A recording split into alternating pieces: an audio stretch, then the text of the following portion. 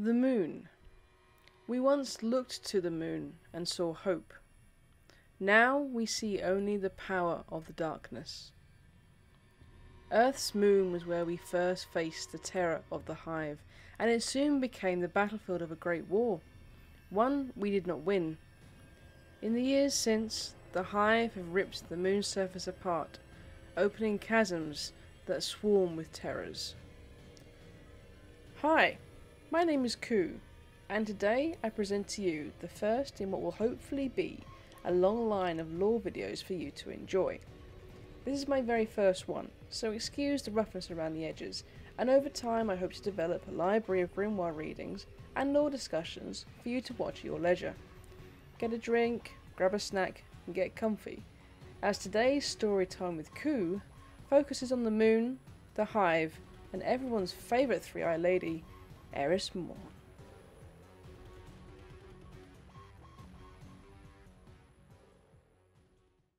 So we're going to go first and foremost, we're going to go... Is this where we're going to go? Yeah, so this is actually, this first one we're looking at is actually a first-hand account of the war that was actually on the moon. So, Ghost Fragment, Hive. We were overwhelmed. I could not save mine, so I've hidden myself where I might be found by the others if they even survive. There's most likely no possibility of my return to the city. I prepare here in summary the knowledge so painfully won by my guardian and our fire team. The moon has been geoengineered into an impregnable fortress designed to support a vast number of creatures. If any mind could be evil enough to create them, are they alive? They move, they shriek, they fall upon us in ravenous waves. But I see death, decay, and corruption, not life. We discovered, to our sorrow, one massive set of gates. There are likely more. We met a towering monster, wielding a sword of utter darkness. The light only made it hungry. We tried to fight, and we fell. Too many times to remember. We were all brave, I assure you. May the light find guardians capable of facing this monstrosity, or I fear the moon may be lost to us forever. So yeah. Yeah, to be honest with you, the moon hasn't been a safe place for a while. This next one also, the Sword of Crota. That's a bit later on actually. But when you're going through the main story, going through the moon missions and everything else, you do go against sort of the minions of Crota and the people, the sort of the Hive that sit below him, and the Swarm Princes, etc., etc. But this is actually the wrong link, so apologies for this. However, this one, excuse me, the first one of this is Ghost Fragment, the Ocean of Storms. And it gives you an idea of how it was previously, before our guardians sort of set foot on the moon and did what we had to do. Let's make sure I don't. All ships immediate, repeat and relay. We hereby terminate all organised combat operations on or around Earth's moon. Effective immediately, we declare the existence of an interdiction on the moon and cislunar space. Guardians operating in this interdict will receive no formal support from the Vanguard or from assets of the city. We urge Guardians to exhibit the greatest care and consideration in approaching the interdict of space. We furthermore derogate all strategic objectives concerned with the recovery of assets or information from the lunar surface, and, without exemption, cancel in whole and in all its parts the effort to establish a beachhead and a strategic presence upon the moon. The interdict will remain in effect until such time as the hostile presence on the moon poses a demonstrable existential threat, or until intelligence is obtained that leads to the defeat of the enemy leadership elements recently encountered. Guardians with an accurate assessment of losses in the recent days, or with intelligence on the nature and method of those hostile resistance, should report to the Vanguard immediately for debriefing. And that's also followed up with another one called Ocean of Storms. which kind of gives you an idea of what the surface was like then. The support base centred here marks what most believe was the first off-Earth colony. It was here we came face to face with Crota and his legions, a force so powerful we abandoned the moon. Now, hive temples breach the surface, entrances into the vast necropolis below, and guardians venture into the depths to seek revenge, most never to return. So yeah, I mean, before our guardians got anywhere near the moon, you have to remember that our guardians, yeah, I can't read Chinese, man. You have to remember that before our guardians, there were many, many before us. We are not new. We are not a new generation or anything like that. We just have a different mindset, I'd imagine. We're a bit more powerful. We're special. You know, we're, I don't know, we're stronger light bearers than our forefathers, if you will. So we're achieving the impossible, or previously believed to be impossible, that older generations of Guardians were never able to achieve. Much like the crew that went down into the Vault of Glass on Venus, which was the first raid, which I would love to do a Vex section at some point, actually. We have the story of a particular fire team who went down into Hellmouth, who tried to take on Crota. And this, my friends, was the first Crota fire team. At Mare Imbrium, a host of thousands of Guardians came united to retake the moon, and were mercilessly slaughtered by the seemingly invincible Crota and his army of knights. Following this great disaster, Ariana III and Eris Morn sought to find another way to kill Crota. They consulted Toland the Shattered, the exiled master of Hive Arcana, who told them that Crota existed in another reality, one where he could be defeated. Vel Tarlo, Omar Agar, and Sai Mota, along with Eris, Ariana, and Toland, embarked on an expedition into the depths of the High Fortress on the moon. They are all believed to have perished in the Hellmouth. After many years, Eris Morn returned without her ghost, having somehow survived amongst the Hive, with tales of her fire team's failure and the demise of her comrades at the hands of Crota's disciples.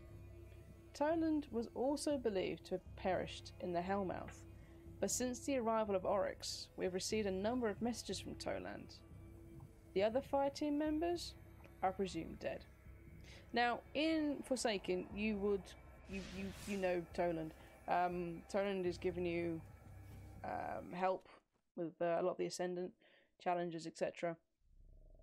Because there's a connection between Toland and the Taken. The Taken, when you've seen us play Destiny in the past, are the black and white shimmery dudes. They're resurrected enemy races. So they're resurrected Vex, Fallen, Cabal, and Hive. And they've been reanimated basically by Oryx as his Taken army to take on us, the Guardians. Now, several of you don't know, probably never heard of or even seen what the Hellmouth looks like. Let me show you. I'm just going to show you the beginning of it, because that gives you an idea of the oppressive, foreboding, relentlessly hideous, I suppose, conditions that this ill-fated fire team had to come across.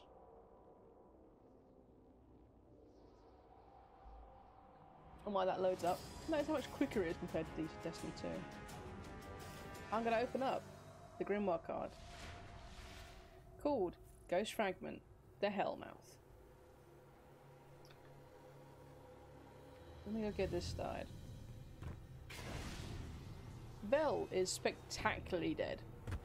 Omar and Sai are quite dead too. Ariana, poor Ariana.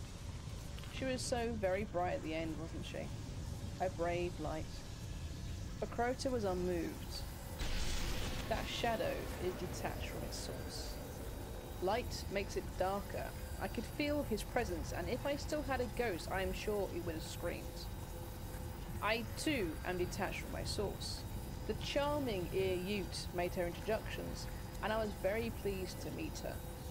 We had a conversation, little tete-ute. A couple old wizards exchanging definitions. I defined myself a friend. She defined for me the quiddity of death, and she sang the song of that fearful autonomy. Revelation, my friends. It does go down hard. The definition killed me. The killing redefined me. This is the shape and the point of the tooth. Nothing has ever lived that will not die. Now I fly between green-black suns in the labyrinth beyond Crota's God Star. This is the overworld, the sea of screens, where the throned universes of the Great Hive fester in an eternal majesty. I move among them. I map the shapes and connections of this world. There we go. That's the way we got to look. There we go. I want to appear in the tower and taunt them. I never sleep. Or Lolo, I never sleep. I dance in light and shadow. I never sleep. I will never die. I will never die. I want to ask them, if you followed your laws here to this trembling, fearful place, of what use were those laws? But I have work to do. I shout into deep places. Osiris, I call. Osiris, Osiris, can you hear me? Sometimes I think he answers. Sometimes I wonder what became of Eris. She was very tenacious. The first time, I am lonely. So this is the Hellmouth. There's another bit as well. Are we having fun so far? Are we enjoying this? I have to ask. I hope you are. So, this is another extract from another member of the fire team. This is from Ariana. Now, long-standing Destiny players will know Ariana very well. They'll also know who Wei is. Now, Wei Ning, she was one of the most incredible titans of it's sort of the Shaxx era, when Shaxx and all the old Vanguard, if you will, the Vanguard, were coming through the ranks. Wei Ning was known for headbutting rockets out of the way. She was known just for being ballsy and incredibly hard, and a Titan's Titan. She was the Titan every Titan wanted to be. So she never reloaded because she only ever used her fists. But however, there was one person, there was one sweet EXO who did it for her, and that was Ariana 3, a warlock, and who managed to bring a soft side to Wei Ning. And this is Ariana's, I believe, Ariana's last message really to Wei. For Wei, I am sorry. My ghost light is so dim that there's no point following me further into this fog. Any hope of raising me died halfway through the stills. I only hope she's got strength enough to take this ember to where you fell. To dance once more with any last whisper of your own light left on this cursed, broken rock. Again, I will confess. I am Ariana 3 of the Praxic Fire, and I know my flame goes out down here. I will burn bright and hot and raise 1,000 hive to ash as I go, but I know we will not end him. The one who felled you, and hundreds more, with that foul blade. I now beg, as I feared, for your forgiveness. I will not avenge you, but join you amongst the fire snuffed out upon this moon. I was a fool to lead us here. I was blinded by the loss of so much, by your light extinguished. I put my trust and the light of 4 others in a madman, and I bear witness to their fall into darkness and death. Toland's song was nothing but screams, and we go now to sing with them. We will not return. I only hope now that my foolish charge will serve as... Leave me alone. Where was I? Sorry. I only hope now that my foolish charge will serve as a record of warning, so that no other guardians go to face this monster and those that serve him, and those beasts beyond imagining that he must serve in the realm I now go forth to die in. That this tiny bit of light, joined with yours and Sai's, Vel, and poor Omar's, that it might spark a torch of warning to leave this dead and broken moon as Crota's prize. Let the titans on their walls and the towers look up at night to this glowing reminder in the sky that your light fell below the surface. Let the moonlight fall on hunters' eyes through the canopies of the wilds and guide the way of warlocks searching their hidden paths. At night, let them look up and see, and let us be mourned. At night, let them remember you, and let the light of the day free them from the curse of this memory. Now, it's pretty rough, right? And it's pretty hopeless. People are like, well, just surrender the moon, we're never going to get it back. You know, it's impossible. How are we gonna get the strength to even consider going back there and facing Crota? But we do. The Dark Below comes out. So bear in mind, this so far up to this point is all pre and with vanilla Destiny. We discover the hive on the moon, we do what we can, and we learn about them, and we find out there's this dude called Crota. Crota is a god. He's the king of the hive on the moon. They serve only for him, and he only serves for his father. However, somehow, I'm not entirely sure how, we managed to get the thing. We managed to do it. We managed to go on the moon, and with Eris's help, because Eris did come back, somehow, miraculously, she managed to infiltrate the hive, and she managed to be taken in as one of them, and was able to survive down there with them. So she comes back, she gives us all this information that we didn't have before. So we actually have not only guardians which are somewhat more powerful, but we also have information that we never had before. So I'm going to go through some of the additional bits and pieces that we got from the Dark Below. Just very quickly go through them.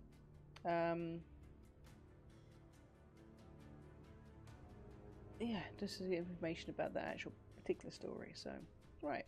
The Cauldron. Every inch of this place feels wrong, tainted. Makes your light itch. Just ignore it and keep firing. Our site, 9940. Arena designation, the Cauldron. Location, the dark side, Moon. The Warlock's most lucid theories assert this crumbled husk of a hive ritual site is one of many ceremonial transmogrification chambers hewn beneath the moon's crust. Now secured and maintained by the Crucible, scheduled study of its remnants suggests a sacrificial purpose, where other forms of life were given an audience with the reigning monarch and judged before the power of the darkness. Just thing is, once we regain control of the moon, of course, naturally, sport has to go there as well as that, and then the Crucible ends up finding their way onto the moon and doing their thing. Crota's Bane. Eris Morn. I might actually leave that one to last. I'll do that one last, actually. Necrochasm. An incredible gun. I do have it somewhere. Let me see if I can find it very quickly. I'm pretty certain I got it somewhere. Where did I put it? There it is. Necrochasm. This thing is incredible.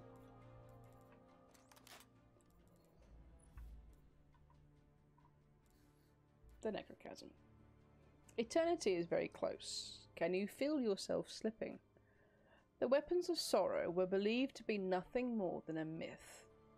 But even the darkest myths are born of some truths, and whispers of the necrochasm have long filled the light with dread.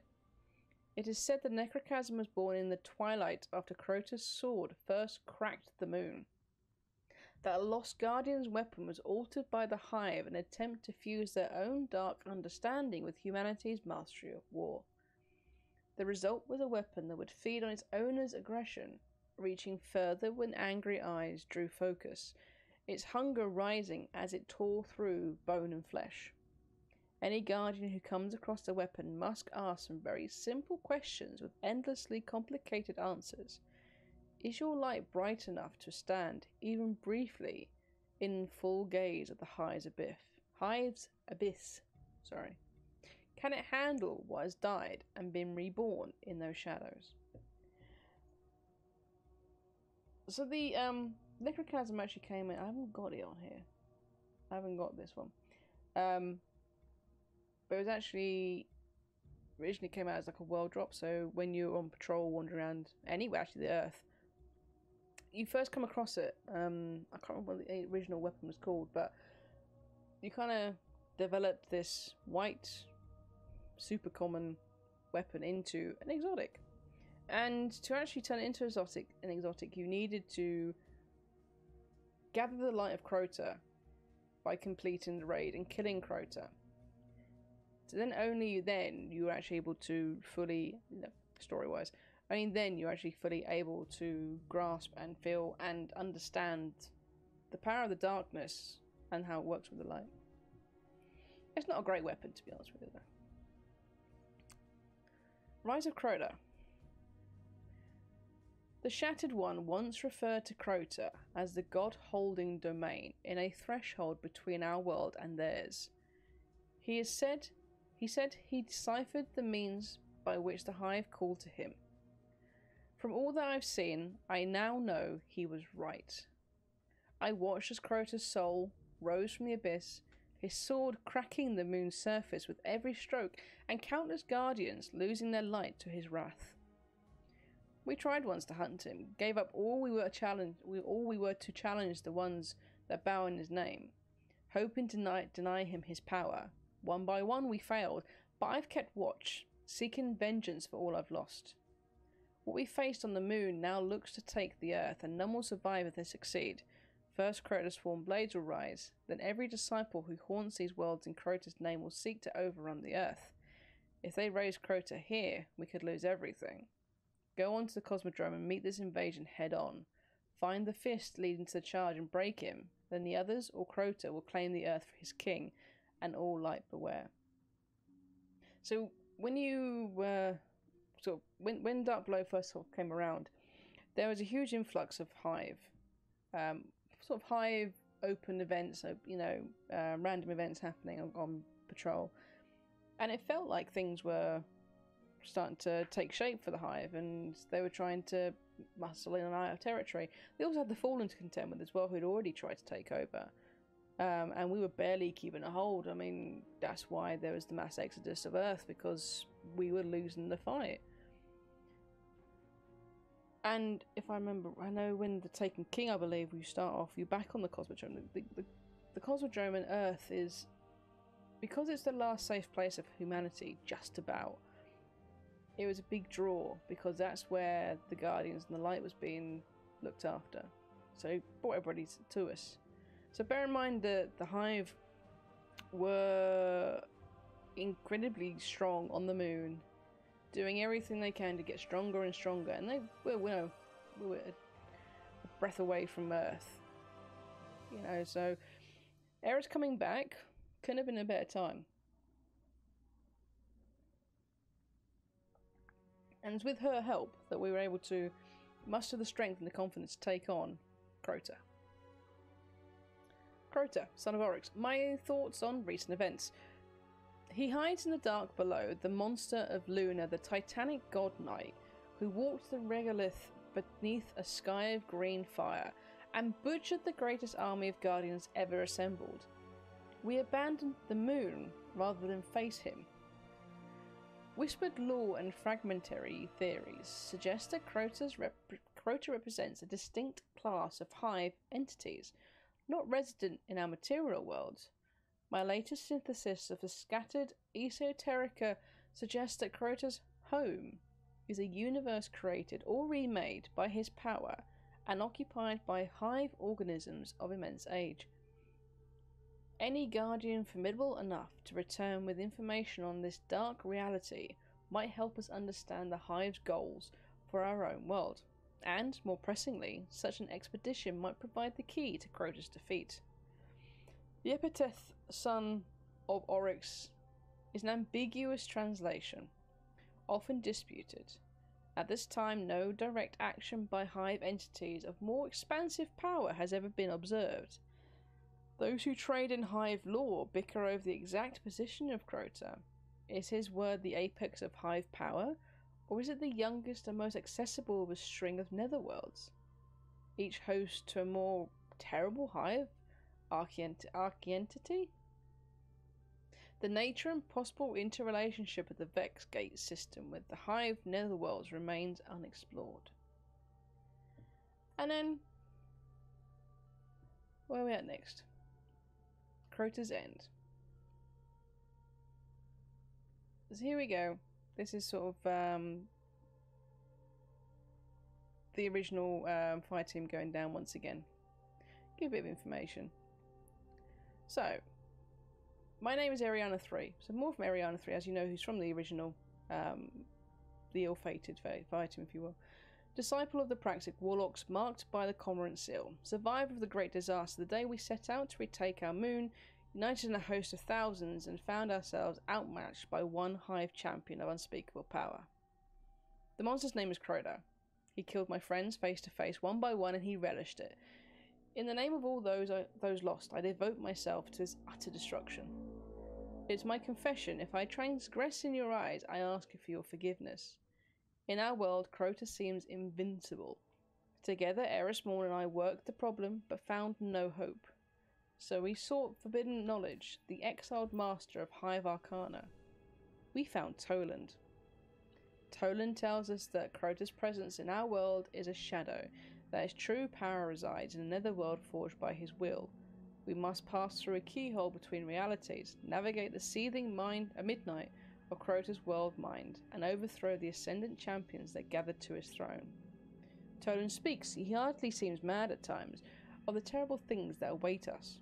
A secret song he hungers to learn, and the issue of that song, an ashen, burning star husk that looms above. The utter antithesis of life. He talks of it with a curious ambition I do not want to understand. Tomorrow I'll ask Aga, Mota, and Tarlo if they'll go with us. If we fail, I leave this record for guardians to come. Remember us. So it kind of all feels a little bit, you know, we're kind of doomed, really, aren't we?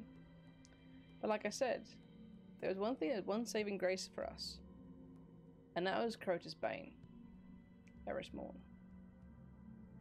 Eris Morn is the sole survivor of an ill-fated raid on the Hive's lunar fortress.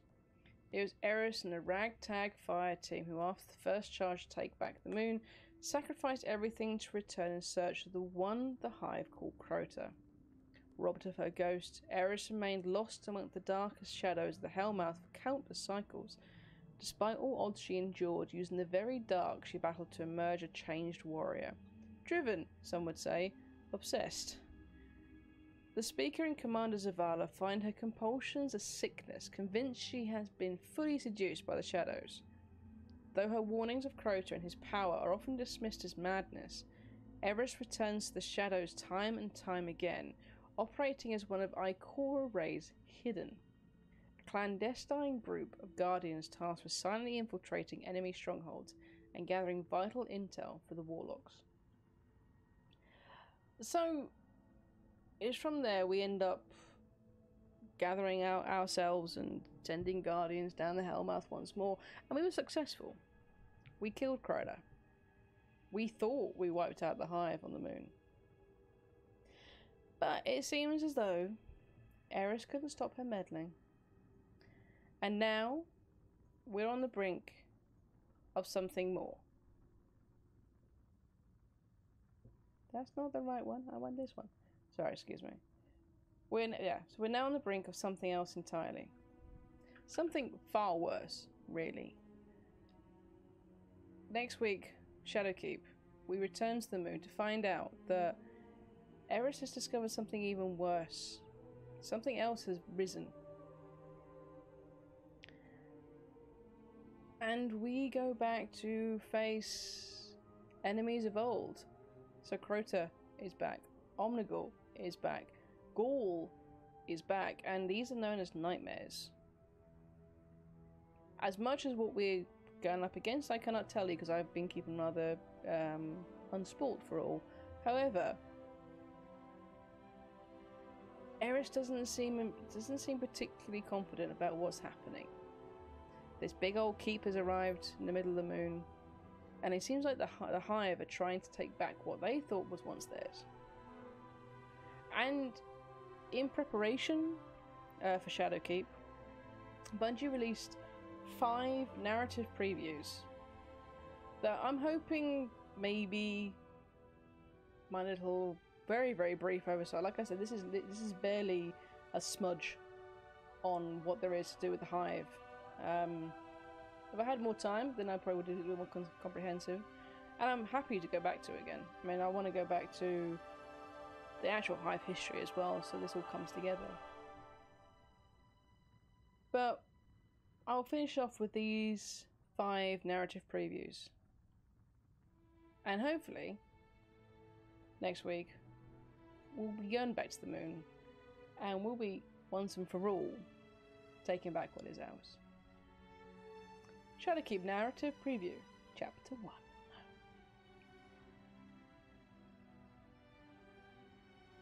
The tea's gone cold. I'd forgotten Ikora handed it to me. My thoughts are preoccupied. I have been burned before. That was a joke from the dark and brooding Eris Morn. I'm shocked. The universe has many corners. There is much that is shocking still left to uncover. The moment hangs for us both. I was thinking, we should go down to the city. There's a great ramen shop down there. Perfect blend of spice and flavour. That would be nice. She's studying me now. Does she know? You're leaving. She always sees through me. Tell me I'm wrong. There is a greater purpose. This does little to satisfy her. Her face carries the weight of disappointment. When will you be back? I have no answer. So you're abandoning us. There is still much to be done. You don't know what I have seen. We would have been lost without you. We need you here. You know this. If I were to tell her where I was going, what I need to do, she would not allow me to leave.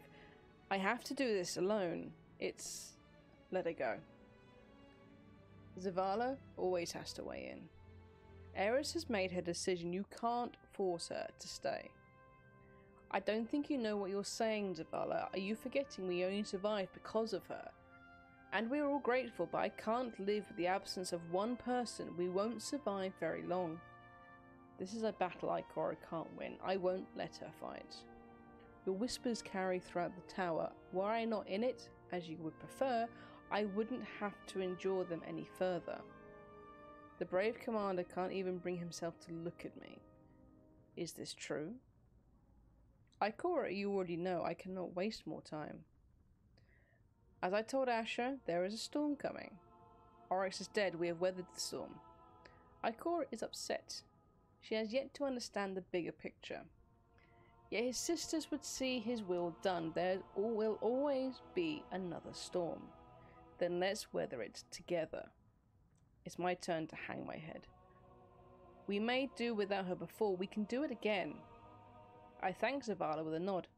We have found common ground. Ikora, however, you see everything but what you already have. You see everything but what you already have. Sorry.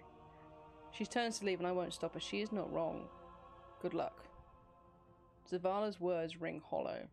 It pains me to part in this way, but I can't endanger anyone else. I alone have been entrusted with this. They will come to understand, should I survive. Sorry, I just got the right link.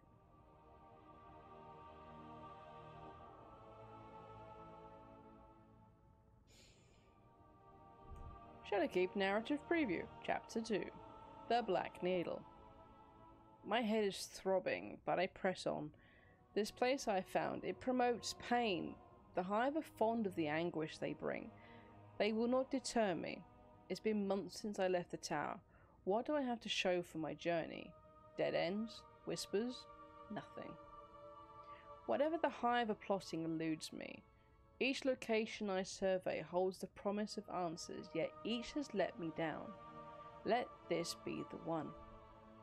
I feel myself drawing near as the tunnels turn from rock and filth to tiles and pomp. Something is off. I have yet to encounter even a single thrall. I would count myself lucky, but I know better. Stick to the shadows, use the columns and pillars. Caution isn't cautious enough. I see ancient scrolls, tablets. Something here must prove useful. No. Incomprehensible babble. Could I have been wrong all along? Are they as lost as we are? A light breeze scatters the scrolls. A breeze? Underground? Eris. A voice carried on the wind. Sigh? It can't be. A laugh from down the corridor. Ariana's. Come back to us, Eris. Vel.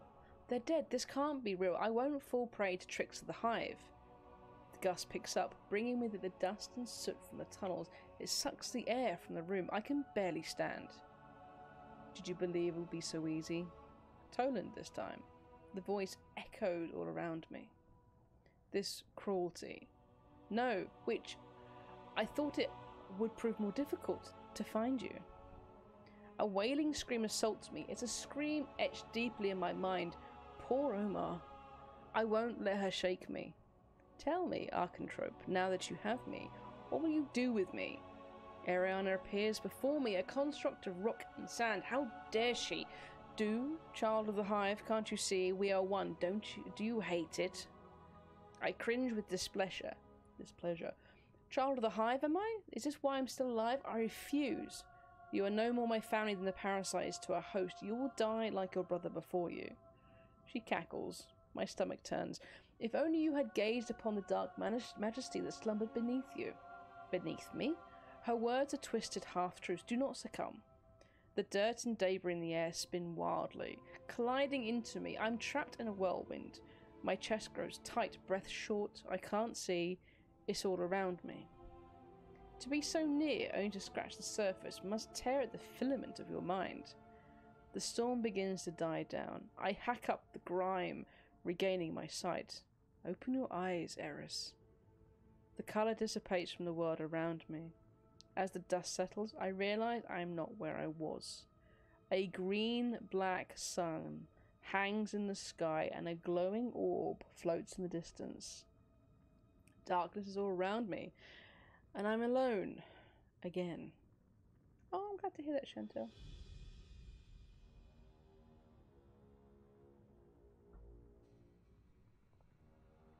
Alright, chapter 3. Let me get the link.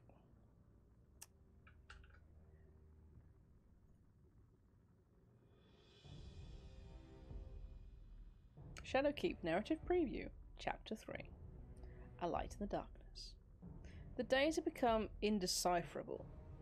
This harsh plane of existence bears only darkness and cold, two things I've become reacquainted with since my banishment to this hellscape.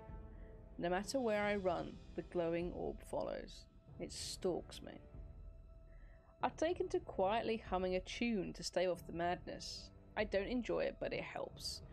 It's worked before, when I was trapped beneath the moon's surface. Taken and Hive run rampant here. Around every corner, I'm in no shape to defend myself. My mind fights to stay alert. I just need to rest. Just a little. A bright light wakens me. Excuse me, that glowing orb. Its radiance calls out to me. No, stop it. I'm losing my grip again. Hum the song. Eris. You're making it up. Or worse, it's the witch again. Eris. The orb approaches. Could it be? I stand to meet the light and I collapse into darkness. I'm awake, I believe, though this feels like a dream.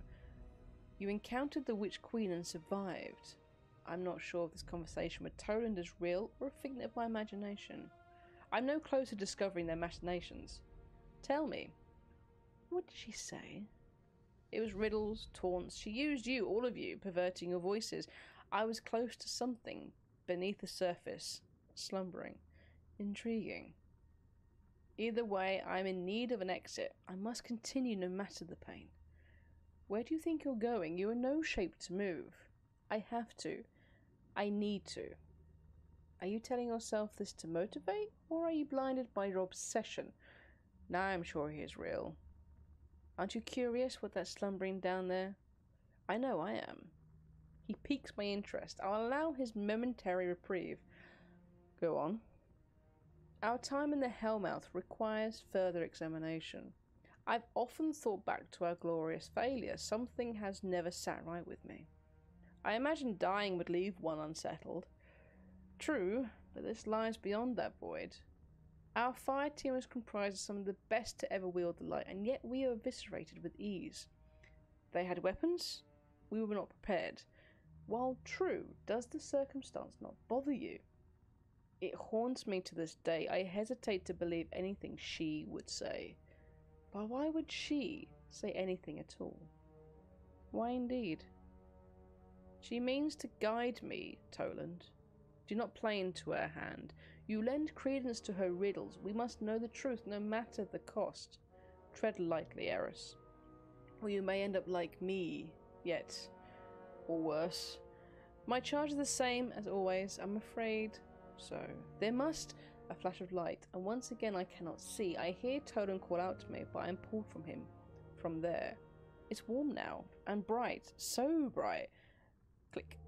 I can feel their guns on me. I'm surrounded. Alright, chapter 4. A friend in need. There's a heat behind my eyes. I'd forgotten warmth, what it felt like. All I can make out are the weapons pointed at my face. If this is my fate, I will end with the fury of a tempest.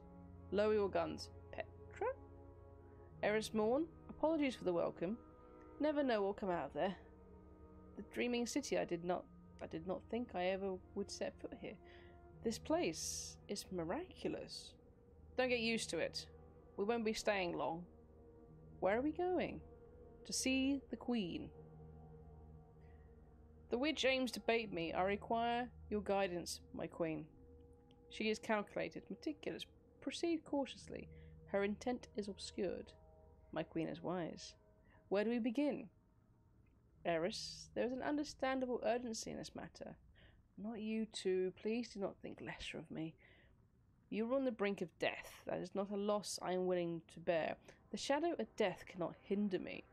She takes a concerned pause on my words. Did I misspeak? You walk a thin line between duty and obsession.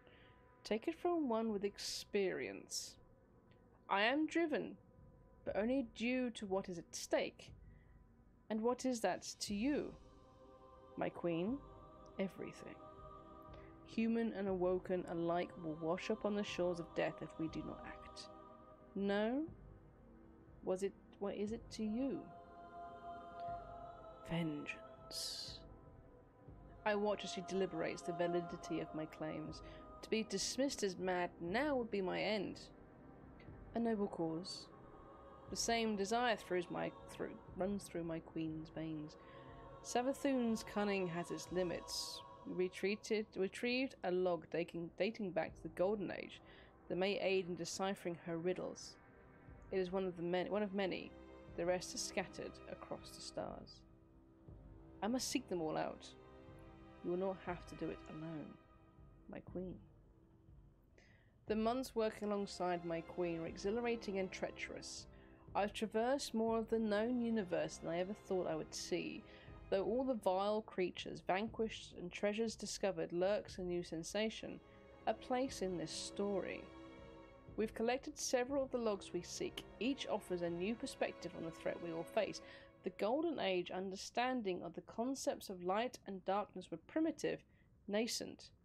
I wonder if in the millennia that will come to pass, our comprehension will be viewed similarly. It matters not if we are unable to avoid our looming calamity. We've come so far, and now I feel our journey coming to a close. It's here, in these ruins. I can sense it. I push the refuse of an ancient chest aside. Inside what we've been searching for, I read, my worst fears confirmed. My queen, it's been here all along. To think I must return to those twisted tunnels where the screams of my fighting will undoubtedly reverberate throughout my mind. My fate is eternally bound to that place. There is no escape. And then finally, chapter 5.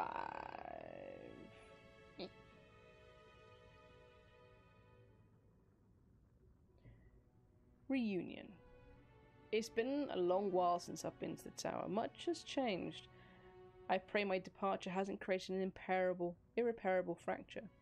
Ikora, you must forgive me. I'll tell her what I've uncovered, where I've been. She'll see the meaning behind my actions. When I heard your ship was approaching, I didn't believe it, yet here you stand. It's good to see you. Ikora, my absence was necessary. What I have learned, discovered. Danger lurks closer than you realize. You must trust me. We've stood too long ignorant of the cataclysm brewing before us. If we do not act, we face yet another collapse. We must attend to that which the Hive have unearthed down below the lunar surface. Eris, breathe. Her words bring a fleeting rush of relief. We know about the Hive, as well as their recently erected keep. A keep? They mobilized. That's far worse than I knew. Then you will come with me, Ikora? Eris, you've barely had a moment to rest. You must let me show you the truth, then you'll understand. I have responsibilities here. A lot has transpired in your absence. We're still recovering from our losses. What lies behind pales in comparison to what we face ahead, but I won't fight with her. Not again. Then I will go alone. Eris, on this I cannot negotiate. I can see Ikora measure her options. She does not seek an argument either.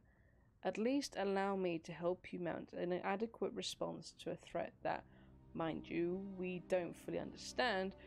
Let the Vanguard support you. That will take time, always time. The one element we don't have the luxury of. But you'll be gone before they mobilize, won't you?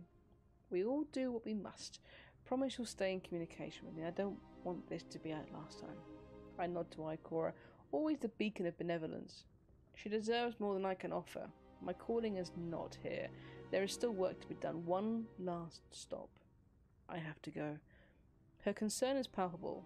It reassures me, oddly. The wound between us can heal if we live long enough.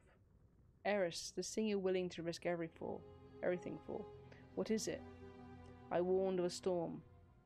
Can't you hear the thunder? And that is that. I hope you enjoyed that.